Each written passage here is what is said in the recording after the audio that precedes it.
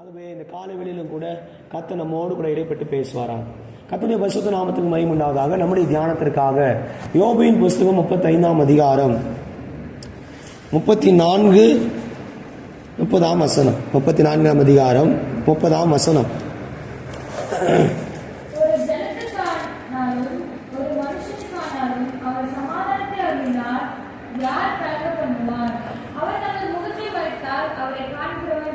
கர்த்தருடைய பரிசுத்த நாமத்திற்கு மகிமை உண்டாவதாக.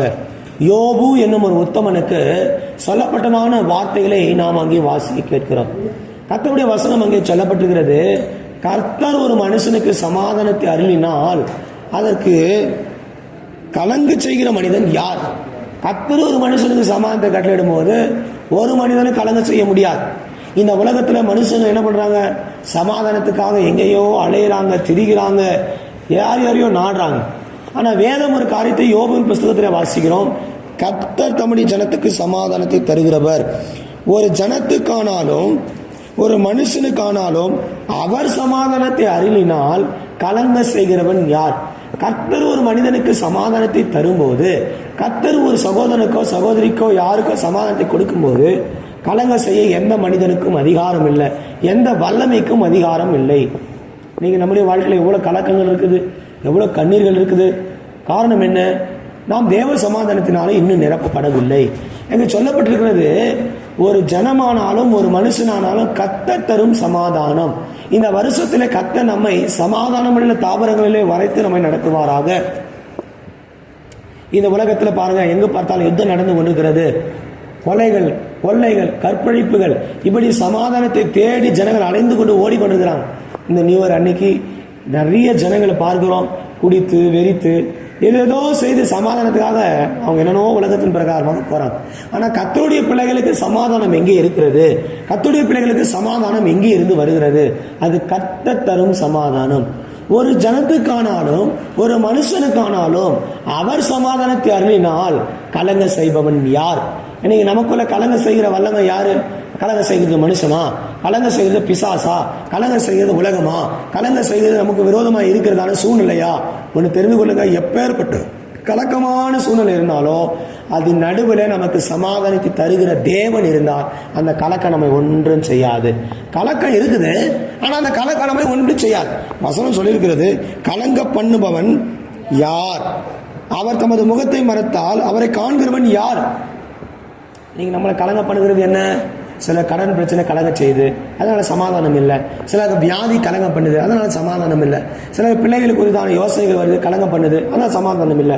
இந்த புதிய வருஷத்தை தொடங்கிட்டோம், இனி எத்தனை நாட்கள் எப்படி இருக்க போகிறோம், இதெல்லாம் எப்படி சமாளிக்க போகிறோம், கேள்விகள் வரும்போது கலக்கங்கள் தன்னால வருகிறது. எந்த ஒரு கேள்வி ஒரு மனிதனுக்குள்ள வரும்போது அவர் அறியாமலே கலக்கம் வருது. ஆண்டவர் இந்த சீசன்களை படகுல அவர்களோடு கூட நடத்தி கொண்டு போனார். ஆண்டவரும் படகுல இருக்கிறாரு, இவங்களும் படகுல தான் இருக்கிறாங்க.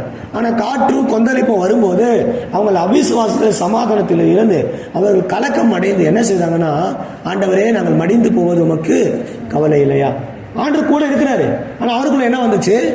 அவிசுவாசம் வந்துச்சு. ஆண்டவர் கூட இருக்கும்போது கூட கர்த்தருடைய பிள்ளைகளுக்கு அவிசுவாசம் வரலாமா?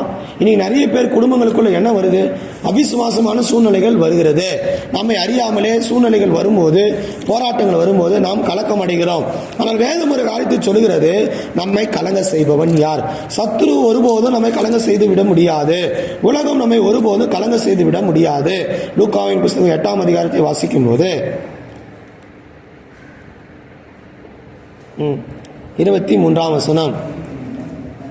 படகு ஓடுகையில் அவர் நித்திரையாக இருந்தார். அப்பொழுது கடலிலே புயல் காத்திருந்தால் அவர்கள் மோசமடையத்தக்கதாய் படகு தளத்திலே நிறைந்தது. அவர்கள் அவரிடத்திலே வந்து, ஐயரே ஐயரே, மடிந்து போகிறோம் என்று அவரை எழுப்பினார்கள். ஆண்டவரை போய் எழுப்பி, ஆண்டவரே நாங்கள் மடிந்து போகிறோம், உங்களுக்கு கவலை இல்லையா? இப்படி நீங்க பண்ணலாமா ஆண்டவரே அப்படின்னு சொல்லி அவங்க எல்லாம் போய் ஆண்டவர் இடத்துல கேட்கிறாங்க. ஆண்டவர் என்ன சொன்னாரு? உங்க அவிசுவாசத்தினாலே நீங்கள் கலங்குறீங்க. இன்னைக்கு ஆண்டவர் கூட இருந்து கூட நமக்குள்ள ஒரு சமாதானம் இல்லை. ஆண்டவர் வசனங்கள் நமக்கு இருக்குது, ஆண்டவர் வீட்டில் இருக்கிறாரு, ஆனா நமக்குள்ள சமாதானம் இல்லை. ஏன்னா நம்ம எதை பார்க்கறோம்னா சூழ்நிலையை தான் பார்க்கிறோம். சமாதானத்தின் தேவனை விட்டுறோம், நமக்கு எதிரியாக இருக்கிற போராட்டத்தை தான் பார்க்குறோம். ஐயோ இவ்வளோ பெரிய போராட்டமாக இருக்குது, இதை எப்படி நான் கடக்க போகிறேன், இதை எப்படி நான் தாண்டி செல்வது. சூழ்நிலையை பார்க்கிற எந்த மனிதனோ, மனுஷிகமாக கண்களில் பார்க்குற எந்த மனிதனோ சமாதானத்தோடு ஜீவிக்க முடியாது. இன்னைக்கு நம்முடைய வாழ்க்கையில் கர்த்தரை பார்க்கிற பிள்ளைகளுக்கு சமாதானம் உண்டு.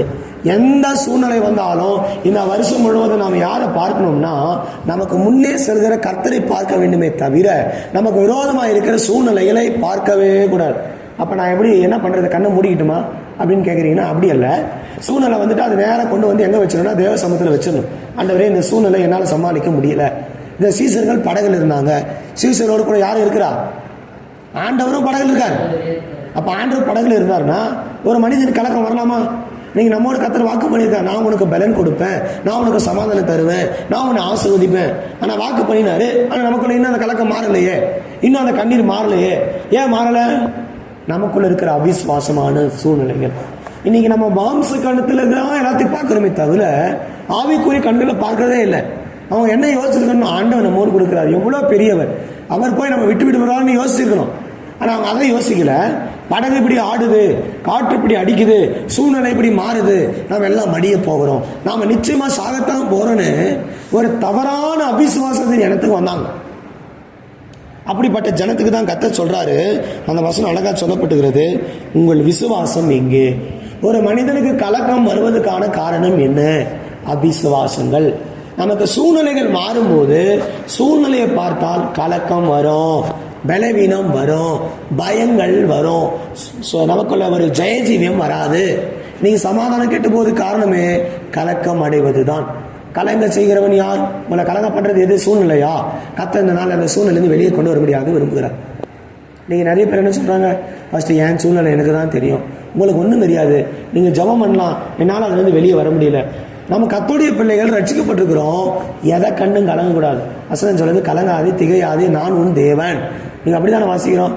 நீங்கள் ஏசாயா 41:10 வாசிக்கும் போது, பயப்படாதே நான் உன்னோடு இருக்கிறேன், திகையாதே நான் உன் தேவன், நான் உன்னை பலப்படுத்தி நான் உனக்கு சகாயம் பண்ணுவேன், என் நீதியின் வலது கருத்தினால் நான் உன்னை தாங்குவேன் என்று ஏசாயா 41:10 வாசிக்கிறோம்.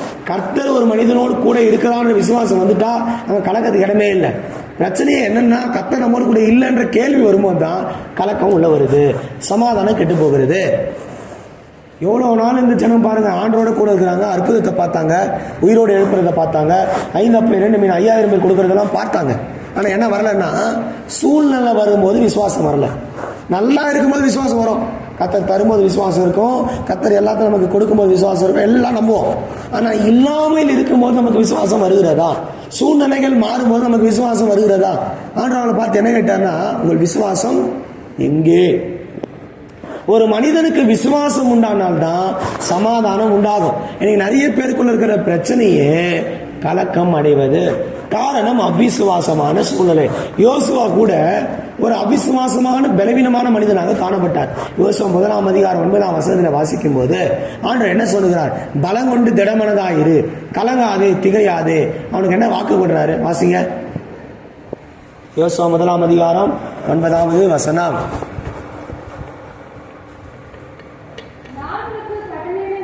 நான் உனக்கு கட்டளையிடவில்லையா? திகையாதே கலங்காதே, நீ போகும் இடமெல்லாம்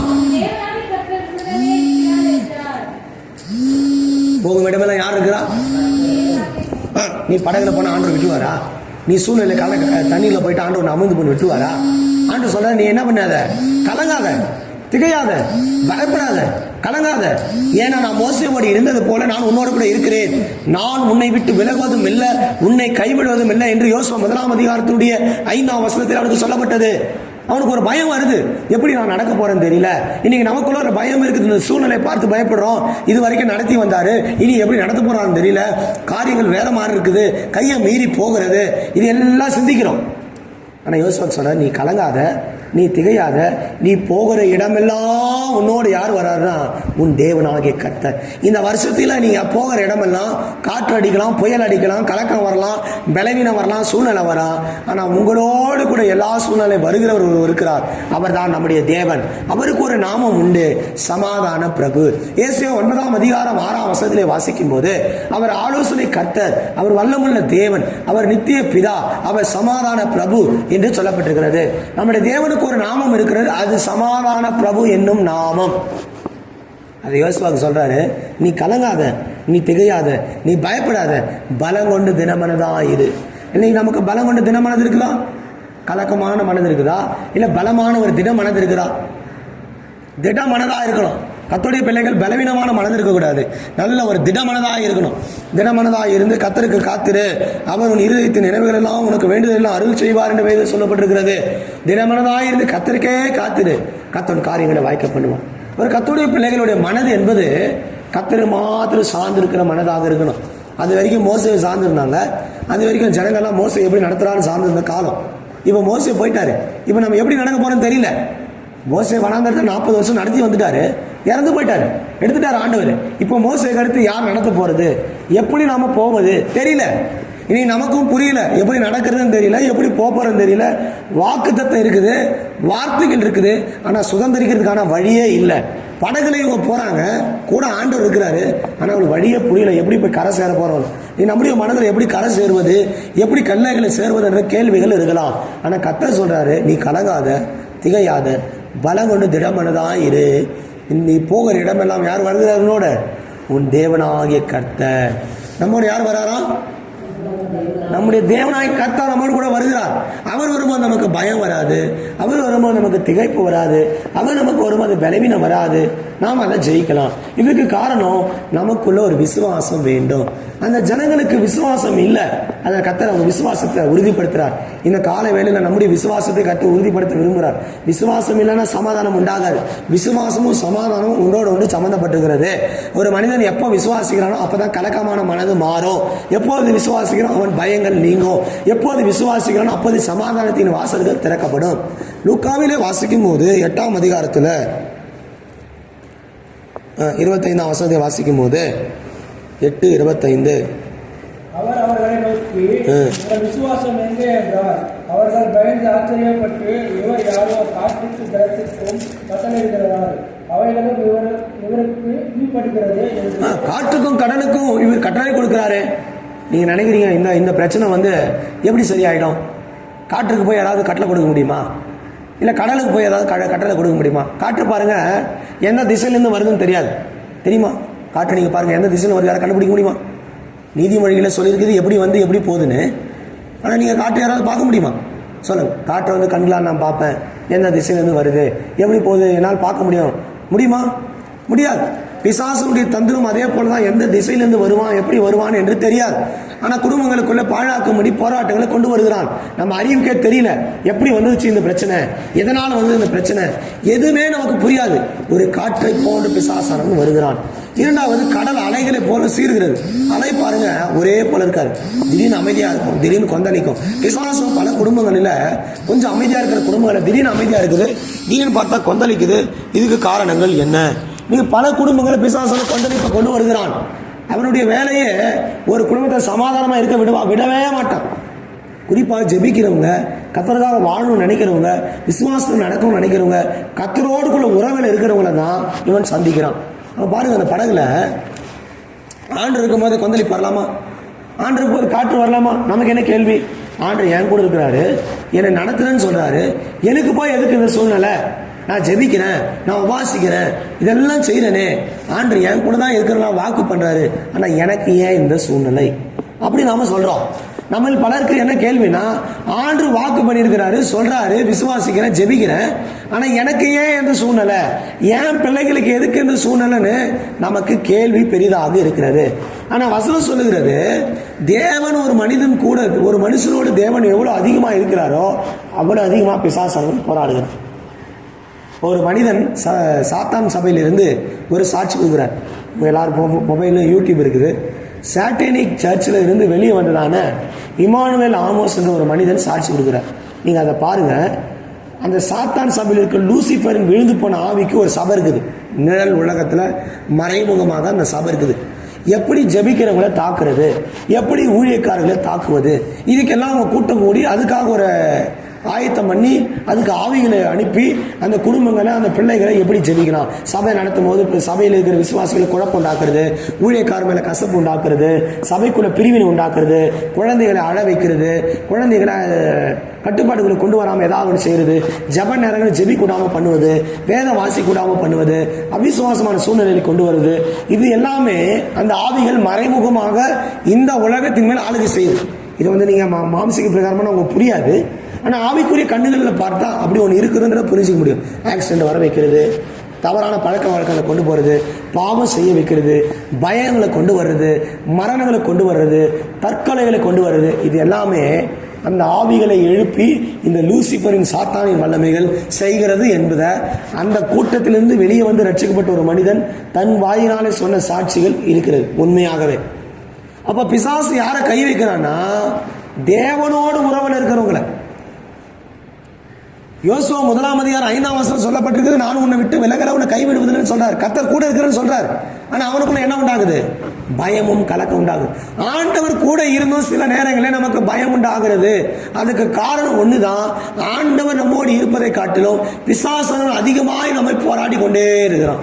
கலக்கங்கள் காற்றை போல கொந்தளிப்பை போல கொஞ்சம் அமைதியாக இருக்குது, திரும்ப கொந்தளிப்பு வருது. இன்னைக்கு தான் வாழ்க்கை சமாதானமாக நினைச்சா மறுநாளே பிரச்சனை தோணுது. இன்னைக்கு தான் கொஞ்சம் வாழ்க்கை சமாதானமாக, அன்னைக்கு சாயங்காலமாக பிரச்சனை பிசாசு கொண்டு வரான். ஏன் இதெல்லாம் வருது? தேவன் நம்மோடு கூட இருக்கிறார். நீ விசுவாசத்தை விட்டுறாத. ரட்சிக்கப்படுற ஜெபிக்கிற கர்த்தருடைய பிள்ளைகளை தேவன் விட மாட்டார். சத்துரு வருகிறான், ஆனால் உன் விசுவாசத்தை அது நடுவிலே கர்த்தர் பார்க்கிறார். அந்த காற்றும் கொந்தளிப்பும் அதிகமாயிட்டே இருந்துச்சு. அவங்க கத்துறாங்க, நாங்கள் மடிந்து போகிறது கவலை இல்லை, அவருக்கு முடிவு வந்துருச்சு, நாங்கள் எல்லாம் என்ன பண்ண போகிறோம்? சாகத்தான் போகிறோம். ஆனால் ஆண்டு சொல்றாரு, உங்கள் விசுவாசம் எங்கே? ஒரு கர்த்தருடைய பிள்ளைகளுக்கு விசுவாசம் இல்லைன்னா சமாதானம் உண்டாகாது. அதனால யோபு சொல்றான், ஒரு ஜனமாகிலும் ஒரு மனுஷன் ஆகிலும் கர்த்தர் நமக்கு சமாதானத்தை கட்டளையிட்டால் கலங்க பண்ணுகிறவன் யார்? கர்த்தர் நம்மோடு கூட இருக்கும்போது நம்ம எந்த வல்லமையும் கலங்க பண்ணி விடவே முடியாது. கலக்கமான சூழ்நிலை வரலாம், ஆனால் விசுவாசிக்கிறவனுக்கு கலக்கங்களை கூட கர்த்தர் சமாதானமாக மாற்றுகிறார். இதை நீங்கள் விளங்கி கொண்டா வாழ்க்கையில் எப்போதுமே ஒரு ஜெய ஜீவித்தை செய்ய முடியும். இன்னைக்கு உலகத்தில் சமாதானத்துக்காக என்னென்ன செய்கிறாங்க? வெள்ளை கொடி ஏற்றுறாங்க, வெள்ளை புறாவெல்லாம் பறக்குறாங்க. அதனால் சமாதானம் வந்துருமா? வருமா? வெள்ளை கொடி ஏற்றிட்டு சமாதானம், உங்கள் வீட்டெல்லாம் வெள்ளை கொடி ஏற்றுங்க அப்படின்னு எல்லா வீட்டிலும் வெள்ளை கொடி ஏற்றுக்க சமாதானம் உண்டாயிருமா? முடியாது. நமக்கு சமாதானம் எங்கே இருக்கிறது? கர்த்தருடைய நாமத்தில் இருக்கிறது. அதை நாம் விசுவாசிக்கணும். ஏசியா 9:6 என்ன சொல்லப்பட்டிருக்கிறது? அவர் சமாதான பிரபு. வாசிங்க வசனத்தை.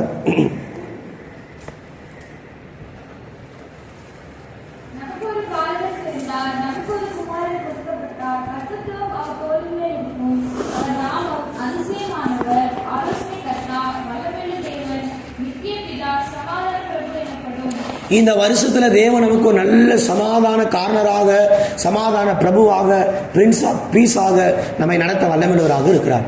நாம் என்ன செய்யணும்? அப்ப அவிசுவாசத்தை விட்டுட்டு விசுவாசிக்கணும். கர்த்தர் கூட இருக்கிறாரு, எனக்கு சமாதானத்தை தருவாரு. நமக்கு சமாதானத்தை உண்டு பண்ணும் ஆக்கினை அவர் மேல் வந்தது. ஏசாயா 53 வாசிக்கும் போது அங்கே என்ன சொல்லப்பட்டிருக்கிறது? இதுக்குதான் அவர் பூமிக்கு வந்தார். சமாதான பிரபு இயேசு கிறிஸ்து பூமிக்கு வந்ததை குறித்து 9 வாசிக்கிறோம். அவர் ஒரு சமாதான பிரபு. எப்படி அவர் சமாதானத்தை கொடுத்தார்னா, ஏசாயா 53 வாசிக்கும் போது நமக்கு சமாதானத்தை உண்டு பண்ணும் ஆக்கினை அவர் மேல் வந்தது. 5ஆம் வசனம், ஏசாயா 53:5.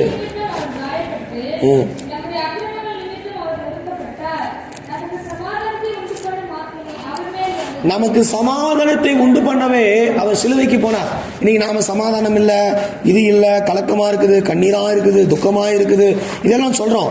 ஆனா இயேசு கிறிஸ்து சிலுவைக்கு போனதுக்கு காரணத்தில் ஒரு காரணம் நம்முடைய வாழ்க்கையிலே சமாதானத்தை தருவதற்காக.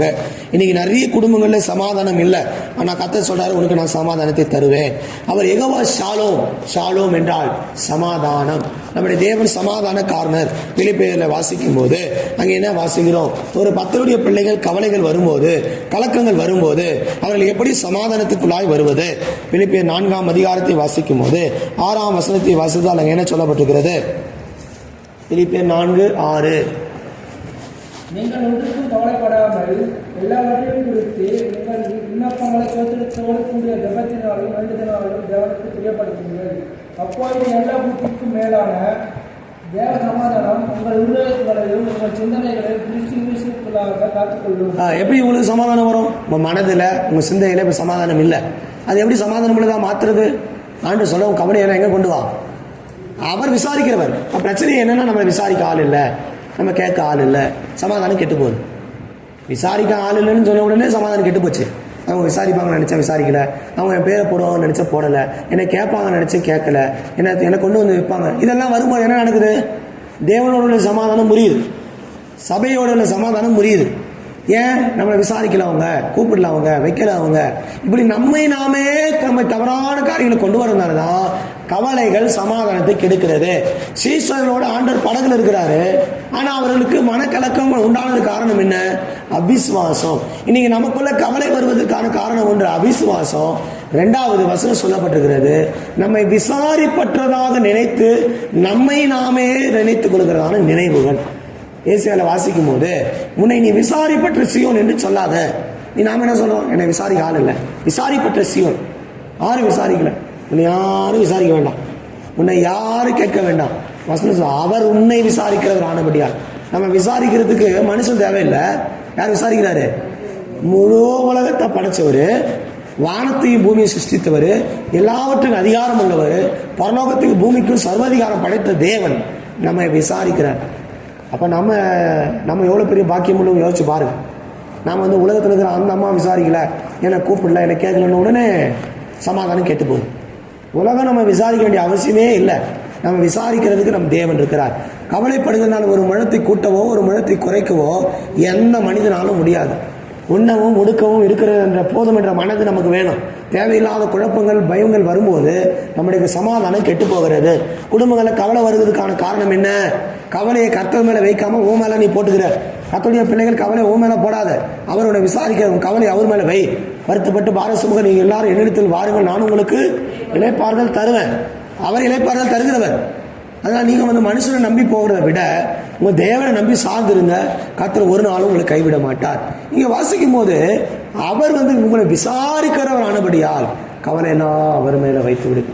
நீங்கள் கவலைகளை இன்னிலிருந்து இந்த வருஷத்தில் கவலைகள்லாம் ஜபத்தில் அவர் மேலே வைங்க. ஆண்டவரே, இந்த கவலை எனக்கு உண்டாக்குறது, இந்த கலக்கம் எனக்கு வருகிறது.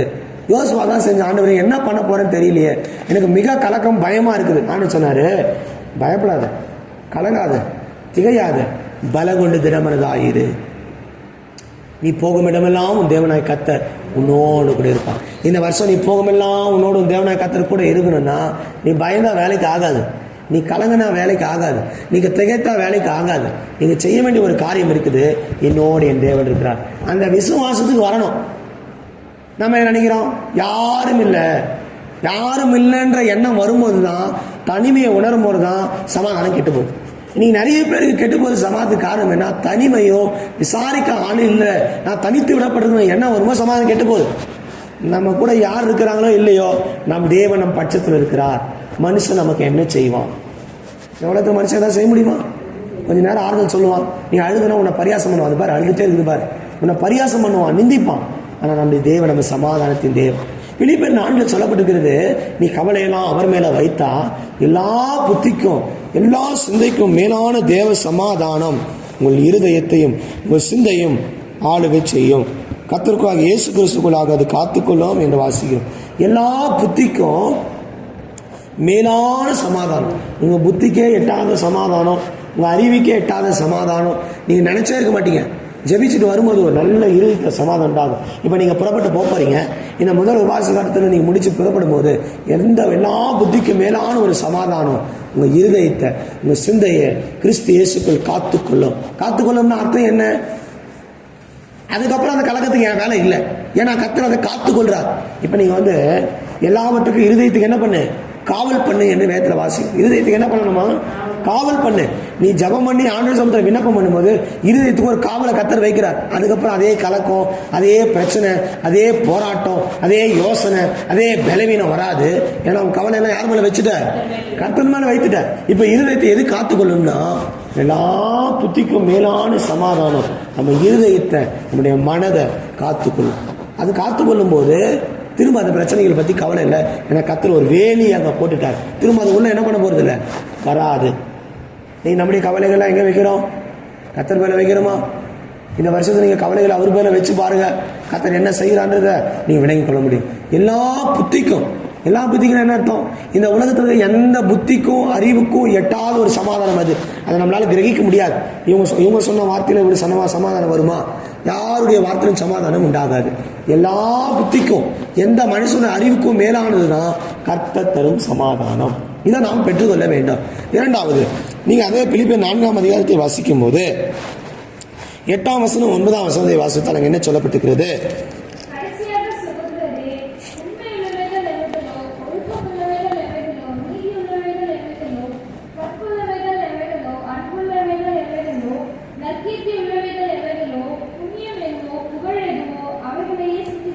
நீ கவலையே சிந்திக்கிறதுனால தான் உனக்கு என்ன வருது? சமாதானம் கெட்டு போகுது.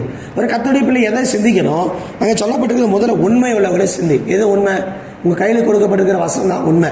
சத்தியத்தை சிந்தித்திலே இரு. இது சத்தியம். சத்தியம் அறிவீர்கள், சத்தியம் உங்களை விடுதலையாக்கும். இது ஜீவனுள்ள சத்தியம், இது உண்மை. இந்த உலகத்தில் எல்லாமே பொய் இல்லாத ஒரே வசனம் வார்த்தை இயேசு கிறிஸ்துவின் வார்த்தை மட்டுமே. எல்லா மனுஷனுடைய வார்த்தையிலும் பொய், எல்லா மனிதனுடைய வார்த்தையிலும் பொய்யா இருக்கிறது. வேதம் சொல்லுகிறது எந்த மனிதனும் பொய்யன். அப்ப எல்லா மனுஷனும் பொய்யர்களா இருக்கிறாங்க. இந்த உலகத்துல உண்மை உள்ளவைகள் எவைகளோ அதை சிந்திக்க சொல்லுகிறார். அது ஒரே காரியம், கர்த்தருடைய வசனம். இதை நீங்க சிந்திக்கும் போது சமாதானம் குறைவுபடாது. இரண்டாவது அங்கே சொல்லப்பட்டிருக்கிறது ஒழுக்கம் உள்ளவைகள் எவைகளோ. டிசிப்ளின் உள்ளது எது? வசனம் தான் நமக்கு ஒழுக்கத்தை சொல்லிக் கொடுக்கிறது. எப்படி வாழணும், எப்படி ஒழுக்கமா ஜீவிக்கணும், வசனத்தில் இருக்கிறதான அந்த வார்த்தைகளின்படி ஜீவிக்கிறதுக்கு ஒழுக்கமுள்ள காரியங்களை சிந்தி. இதை நாம செய்யலாமா, இதை செய்யக்கூடாதுன்ற ஒரு நல்ல சிந்தை வரும்போது சமாதானம் கெட்டு போகிறது இல்லை. மூன்றாவது, நீதி உள்ளவைகள். நீதி என்ன? ரைட்டஸ்னஸ். சரியானதை செய்யணும். வசனத்தில் சொல்லப்பட்டிருக்கிறபடி சரியா ஜீவிக்கணும். நீதியின் மார்க்கத்துக்கு நாம் வந்துட்ட பிறகு துன்மார்க்கமான மார்க்கத்துக்கு போயிடக்கூடாது. நீதிமான்கள் சபையில கர்த்தர் நம்ம வைத்திருக்கிறார். நீதிமான்களாக நாம் சபையில காணப்பட வேண்டும். ஒரு நீதிமானாக, கற்பனைகளை கை கொள்கிறவனாக, வசனத்தின்படி ஜெயம் கொடுக்கிற ஜீவியம் செய்கிறவர்களே நீதிமான்கள். நோவா தன் காலத்தில் இருந்தவர்களிலே நீதிமானாக கண்டார் என்று ஆதியாகமம் 7ஆம் அதிகாரத்திலே வாசிக்கிறோம். நம்ம யார் எப்படி நடந்தாலும் நம்முடைய பாதை ஒரு நீதியான பாதையில் நடக்கணும். அவர்களுடைய புத்தியில சிந்தையில ஒரு நல்ல ஒரு சமாதானம் உண்டாகும். அங்கே சொல்லப்பட்டுள்ள அடுத்த காரியங்கள் வாசிக்கும் போது கற்புள்ளவைகள் எவைகளோ. கற்பு என்று சொல்வது மாம்சிக பிரகாரமாக பரிசுத்தத்தை காத்துக்கொள்வது. இரண்டாவது, ஆவிக்குரிய பிரகாரமாக பரிசுத்தத்தை காத்துக்கொள்வது. கற்பை ஒருபோது இழந்து போகக்கூடாது. பிசாசுக்கு ஒரு நாமம் இருக்கிறது, அவன் கற்பை எடுக்கிறவள், கற்பற்றவள். எசபேல் என்றால் கற்பற்றவள் என்று அர்த்தம். எசபேல பாருங்க, அவள் பாவம் செய்ய துணிகரம் கொள்கிறவர்கள். அவருடைய சிந்தை எப்ப பார்த்தாலும் தவறான சிந்தை உள்ளது. கற்பற்றவள் என்பது பரிசுத்தமற்றதை காண்பிக்கிறது. சபையில உட்கார்ந்து கொண்டு பரிசுத்தமில்லாத சிந்தைகளை வைத்துக் கொண்டு சிந்தைகளை சமாதானம் ஆளுகை செய்யாது. நமக்குள்ள முதலாவது உண்மையுள்ள சிந்தை இருக்கணும். அது சத்தியத்தில வசனத்தில் உள்ள சிந்தை. இரண்டாவது, வசனத்தில் சொல்லப்பட்டிருக்கிறது ஒழுக்கமான சிந்தை. அது தேவனுக்குள்ள நடக்கிறதா நடத்திப்பை காண்பிக்கிறது. மூன்றாவது அங்கே சொல்லப்பட்ட நீதியின் சிந்தை. நாம் நீதிமான்களாக கர்த்தருக்கு பிரியமான சிந்தையில் நடக்க வேண்டும். நான்காவது, கற்புள்ள ஒரு பரிசுத்தமான ஒரு சிந்தைக்குள்ள நம்மை காத்துக்கொள்ள வேண்டும். ஐந்தாவது, அங்கே அன்புள்ளவைகள் எவைகளோ. அன்பு எதை காண்பிக்கிறது? தேவன் எவ்வளவு அன்பாய் இருக்கிறார் என்பதை இந்த உலகத்தில் சொல்லப்பட்டிருக்கிறது. கற்பனைகளில் பிரதானமான கற்பனை என்ன? நீ உன்னிடத்தில் அன்பு கூறுவது போல பிறரிடத்தில் அன்பு கூறுவாயாக. இதற்கு நிகரான கற்பனை என்ன? அன்புல தான் சகலம் தாங்கும், சகலத்தை சகிக்கும். அன்பு வந்துட்டா இந்த உலகத்தை நாம் ஜெயிக்கலாம். கிறிஸ்து நம்மில் எவ்வளவு அன்பாய் இருந்தாரோ நாமும் அன்பாய் இருக்கணும். அன்பு சிந்திக்கணும். எவ்வளவு தேவன் நம்ம மேல எவ்வளவு அன்பா இருந்தாரு, நாம பிறர் மேல எவ்வளவு அன்பா இருக்கணும். இந்த சிந்தை வந்துட்டா சமாதானம் கெட்டு போகாது. அன்னைக்கு பிரச்சனையா அங்கதான். அன்பு கெட்டு போச்சுன்னா குடும்பத்துல கணவன் மனைவிக்குள்ள சமாதானம் கெட்டு போகுது. குடும்பங்கள் அன்பு இல்லாம போறதுனால சமாதானம் இல்லை. வசனத்துல சொல்லப்படுற இவையெல்லாம் சிந்தித்தா சமாதானம் நம்ம காத்துக்கொள்ளும். இன்னைக்கு இவையெல்லாம் இல்லாதனால நம்மகிட்ட சமாதானம் இல்லை. நற்கீர்த்தி உள்ளவைகள் எவைகளும்.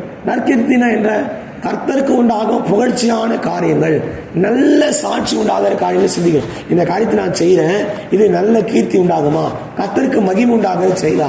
வேதம் சொல்றது எதை செய்தாலும் கர்த்தருடைய மகிமைக்கென்று செய்யுங்கள். நாம் எந்த காரியத்தை தொட்டாலும் கர்த்தருக்கு மகிமையான சிந்தித்தோம்னா அதுல சமாதானம் இருக்கும். அடுத்து சொல்லப்பட்டிருக்கிறது புண்ணியம் உள்ளவைகள் எவைகளோ. புண்ணியம்னா என்ன? நீங்க புண்ணியவான்கள் சொல்றோம். எதுக்கு புண்ணியம்னா என்ன? நாம் செய்கிற நன்மைகளை காண்பிக்கிறது. நன்மையான காரியம்னா என்ன? நம்ம நமக்கே செய்கிறது புண்ணியமாகாது, மற்றவர்களும் செய்கிறது. இல்லாதவர்களுக்கு, ஏழைகளுக்கு, தரித்திரர்களுக்கு வேதம் சொல்லுது, ஏழைக்கு இறங்குறவன் கர்த்தருக்கு கொடுக்கிறான். நீ கர்த்தருக்கே கொடுக்குற புண்ணியத்தை செய்யணும். புண்ணிய முறையில சிந்தி. புண்ணிய முறையில் என்ன? மற்றவர்களுக்கு கொடுப்பது, சபைக்கு கொடுப்பது, ஏழைகளுக்கு கொடுப்பது, புண்ணியத்தை செய்யணும். இன்னைக்கு அதை பற்றி நம்ம சிந்திக்கிறதே இல்லை. நமக்கு நமக்கு நமக்கு நானேன்னு சொல்றதுனால தான் சமாதானம் கெட்டு போகுது. நம்ம சிந்தைகளில் புண்ணியமானதை செய்யணும், மற்றவர்களை தாங்கணுன்ற சிந்தை வந்துருச்சுன்னா அதுக்கப்புறம் நம்மகிட்ட சமாதானம் கெட்டு போகாது. நமக்குள்ள எப்படி இருக்குது? அப்படி இல்லை. நமக்குன்னு சேர்த்துக்கும் என்ன ஆகுது? இன்னும் சேர்க்கலாம். இது என்ன உண்டாக்குது? கவலையை உண்டாக்குறது. அதனால சமாதானம் கெட்டு போகுது. கவலை உண்டாக்காத நல்ல சிந்தை என்னன்னா இங்க சொல்லப்பட்ட இந்த சிந்தை உள்ளவர்கள் தான். அடுத்து சொல்லப்பட்டுகிறது, புகழ் எதுவோ அவைகளை சிந்தித்துக் கொள்ளுங்கள். என்ன புகழ்? உங்களுக்கு உண்டாகிற புகழ் அல்ல, கர்த்தருக்கு உண்டாகிற புகழ். இந்த காரியங்களை சிந்திக்கிறவர்கள் ஒரு நாள் சமாதானத்தை கெட்டு போக மாட்டார்கள். நீ நம்ம சிந்தை எப்படி இருக்குது? அதனால சொல்லப்படுறது, இப்படி சிந்தித்தீங்கன்னா நீங்கள் என்னிடத்தில் கற்றும் அடைந்தும் கேட்டும் கண்டும் இருக்கிறவைகளாகிய இவைகளோ உள்ளவைகளோ அவைகளையே செய்யுங்கள். அப்போது சமாதானத்தின் தேவன் உங்களோடு இருப்பார். எப்ப ஆண்டவர் இருப்பார்? சமாதான தேவன் உங்களோட. நீங்க கற்றது, நீங்க கண்டது, நீங்க கேட்டது, நீங்க அடைந்தது, இந்த 4 காரியத்தை செய்யணும். இப்போ சொல்லப்பட்டது, நீ எதை சிந்திக்கணும்னு சொல்லப்பட்டது, இதை நீ சிந்திக்கணும், நீ இப்படி ஜீவிக்கணும். இப்படி ஜீவிக்கும் போது நீங்கள் அடைந்தது, நீங்கள் கற்றது, நீங்கள் கேட்டது, நீங்கள் கண்டது ஆகிய இந்த சத்தியம் உங்களை எங்க கொண்டு போய் நிறுத்தினா, சமாதானத்தின் தேவன் உங்களோடு கூட இருப்பார்.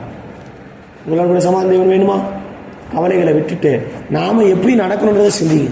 நான் எந்த நடக்கையில் தவறு இருக்கின்றதை சிந்திங்க. நீங்க சிந்தையில சரிப்படுத்திட்டீங்கன்னா உங்க விசுவாசமோ, தேவன் பேரில் வைக்கிற வைராக்கியமோ, உங்களோட ஜீவியமோ சமாதானத்தை கொண்டு வரும். நம்ம ஜீவியத்தை சரிப்படுத்தாம சிந்தையில தாறுமாறா இருந்தா ஒரு நாளும் சமாதானத்தை பெற்றுக்கொள்ள முடியாது. கவலைகளை அவர் மேல வைங்க. இந்த வருஷம் முழுவதும் தேவன் உங்களுக்கு சமாதானம் நடத்துவாராக. லூக்காவிலே வாசிக்கும் போது 7ஆம் அதிகாரம் 47ஆம் வசனத்தை வாசித்தால், லூக்கா 7ஆம் அதிகாரத்தை வாசிக்கும் போது பாவியாக ஒரு ஸ்திரியை குறித்து அங்கே வாசிக்கிறோம். 50ஆம் வசனத்தை வாசித்தால் என்ன சொல்லப்பட்டிருக்கிறது? 7:50. அவர் ஸ்திரியை நோக்கி, உன் விசுவாசம் உன்னை ரட்சித்தது, நீ இப்ப எப்படி போலாம்? சமாதானத்தோட போ. இந்த வருஷத்தை நீங்க புறப்பட்டு போறீங்க. கர்த்தர் எப்படி சொல்றாருன்னா, கர்த்தருடைய விசுவாசத்தை வைத்த உன்னை ரட்சித்தார். நீ எப்படி புறப்படணும்னா சமாதானத்தோடு புறப்படலாம். பாவியாகி ஒரு ஸ்திரீ தான் சிந்தையில் அந்தகாரப்பட்டு பல பாவங்களை செய்து கொண்டிருந்தா, அவர் ஆண்டோடைய பாத்துல வந்து முத்தமிட்டு கவலையெல்லாம் அவர் பாத்துல வைத்துட்டா. எனக்கு என் சிந்தையில் எத்தனையோ தாறுமாறுகள் இருந்தது ஆண்டவரே, எவ்வளோ உலக கவலைகள் இருந்தது, எவ்வளோ உலக பாவங்கள் இருந்தது, அவை எல்லாம் அவருடைய பாதத்தில் வைத்துறேன். வசனம் சொல்லுது, வானம் அவருக்கு சிங்காசனம், பூமி அவருக்கு பாதப்படி. அவருடைய பாதத்தில் கொட்டிடு. இப்ப நீ வந்திருக்கிறது தேவனுடைய பாதம். இந்த பாதத்துல கவலையெல்லாம் ஊற்றிடு. அந்த பாவியாக ஸ்திரீ ஒரு பருமனை தலைத்து கொண்டு அந்த பாதத்தை அப்படியே கண்ணீரால் துடைத்தான். தேவ சமூகத்தை கண்ணீரால் அந்த கவலைகள்லாம் வைத்துடுங்க.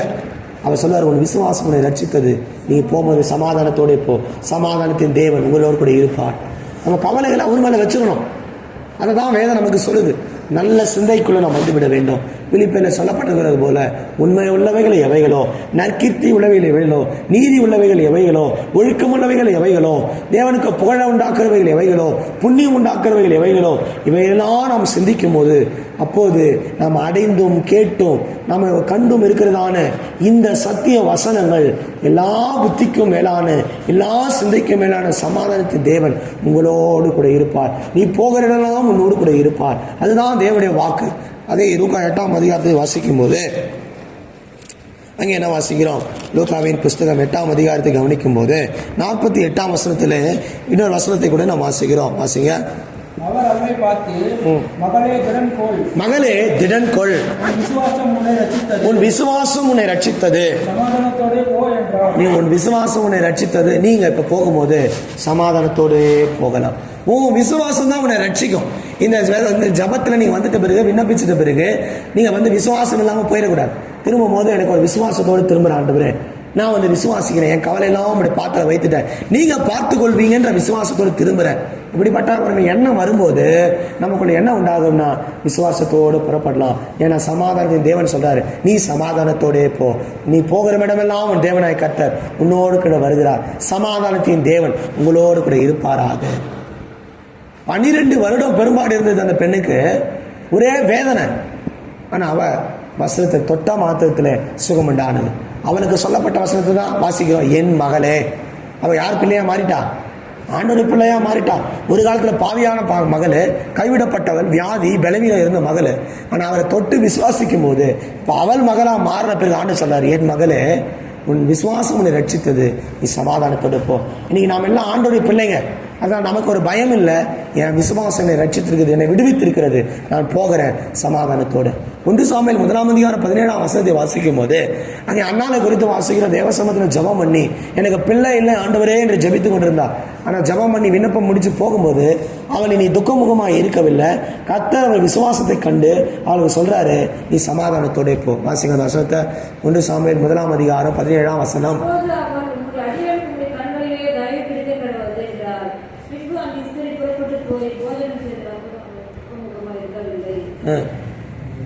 முதலாம் அதிகாரம் 17 நீ சமாதானத்துடனே போ, இஸ்ரவேலாகிய தேவனிடத்தில் கேட்ட உன் விண்ணப்பத்தின்படி அவர் உனக்கு கட்டளையிடுவாராக. இந்த வருஷத்துடைய துவக்கத்தில் முதல் உபவாச கூட்டத்தில் என்னெல்லாம் நாம் விண்ணப்பித்திருக்கிறோமோ, எவ்வளவு கண்ணீர்களுக்கு தேவனுடைய சமூகத்தில் வைத்திருக்கிறோமோ, அவர் ஒரு கட்டளை உனக்கு இன்னைக்கு கொடுக்கிறாரு. சமாதானத்தின் தேவன் உன்னோடு கூட வருவாராக. சமாதானத்தோடு போ, இஸ்ரவேலின் தேவனிடத்தில் நீ வைத்த எல்லா விண்ணப்பத்தின்படி அவர் உனக்கு கட்டளையிடுவாராக. அவள் அதுக்கப்புறம் துக்கமுகமாக இருக்கவில்லை. இன்னைக்கு நீங்கள் வந்துட்டு கத்தோலிக்க சமூகத்தை கவலை வைத்துட்டீங்க. இதுக்கப்புறம் உங்கள் சிந்தைய புத்தியை எல்லாவற்றுக்கும் மேலான ஒரு தெய்வீக சமாதானம் காத்துக்கொள்ளும். இனி துக்கமுகமாக இருக்க வேண்டிய அவசியம் இல்லை. சமாதானத்தின் தேவன் உங்களோடு கூட இருப்பாராக. அவர் சமாதான பிரபு. இந்த வருஷத்தில் வாக்கு பண்ணியிருக்கிறார். கர்த்தர் தமது ஜனத்துக்கு பலன் கொடுப்பார். கர்த்தர் தமது ஜனத்துக்கு சமாதான மருளி ஆசீர்வதிப்பார். கலக்கங்கள், பயங்கள், திகழ்கள், சூழ்நிலைகள் எது வந்தாலும் நம்முடைய தேவன் நமக்கு சமாதானத்தை தருகிறவர். இந்த தேவன் என்றென்றுமுள்ள சதாக்கால் நம்முடைய தேவன் மரண பரியந்தம் இப்படி நடத்துவாராக. முழங்கால் பட்டு இந்த முதல் வாச கூடுகையில் எனக்கு சமாதானம் இல்லாமல் நான் வந்தே ஆண்டவரே, இப்ப திரும்பும் போது எனக்கு சமாதானம் உண்டாகட்டும். எனக்குள்ள இருக்கிற கலக்கங்கள், எனக்குள்ள இருக்கிற பயங்கள், எனக்குள்ள இருக்கிற அவிசுவாசங்கள் எடுத்து போடும். கண்களை மூடி தேவ சமூகத்தில் ஒப்பு கொடுங்க. ஆண்டவரே, நீ சமாதான காரணர். ஒவ்வொரு கடிதத்தின் முடிவில் சொல்றார், சமாதானத்தின் தேவன் உங்களோடு கூட இருப்பாராக. அவருடைய கிருபை இறக்க உங்களோடு கூட இருப்பதாக. ஒவ்வொரு கடிதத்தில் அதை சொல்லி தேடுறது காரணம் என்ன? அவர்களுக்குள்ள இருக்கிற கலக்கங்கள், அவர்களுக்கு இருந்த சூழ்நிலைகள். இந்த வருஷத்துல எந்த சூழ்நிலை வந்தாலும் என் கவலையெல்லாம் அவர் பாத்துல வைத்து விடுவேன். என் விண்ணப்பத்தை அவர் பாத்துல வைத்து விடுவேன். என் தேவன் சமாதான காரணர். அவரே